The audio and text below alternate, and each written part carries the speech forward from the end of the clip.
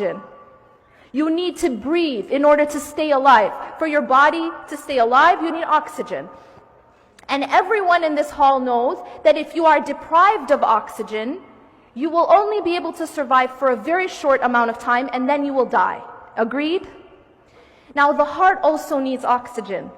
And it's interesting because the trees, what do they give us? They give us oxygen. And in fact, Allah subhanahu wa ta'ala actually made this connection with the tree and the good word, the goodly word, that kalimatun tayyibah.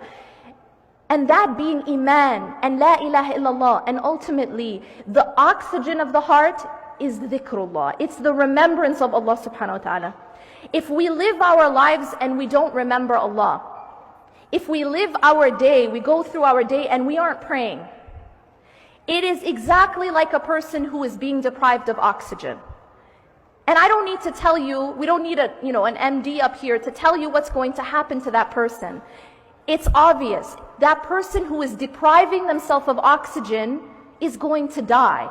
And this is the state of those people's hearts who are not praying, or who are abandoning salah, or who are, they're not praying on time, or they don't have a connection with the words of Allah, the book of Allah.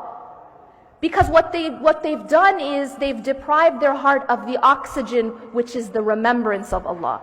The remembrance of Allah is the oxygen of the heart. And this is just a funny example. You never have a person say, I'm too busy to breathe. Right?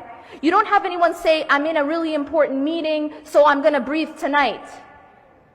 Or I'm not having a good day, so I'll leave breathing till tomorrow. Because I'm really down, I'm not in a good mood. Nobody says I'm watching a TV show, so I'm not going to breathe. Or I'm at the mall. You understand the point here. We know that we have to breathe to stay alive. And it does not matter where we are, or in what state we are in, or in what condition we are in. Even when you're in US airports, you still breathe, right? Yeah? What happens when salah time comes and you're in an airport?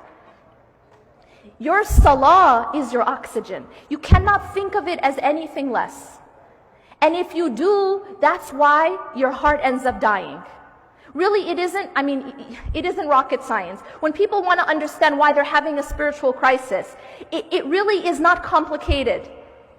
It always goes back to the salah, because the salah is the life of the heart. And a person has to first abandon the salah, or somehow put salah aside, in order to be able to get off the straight path.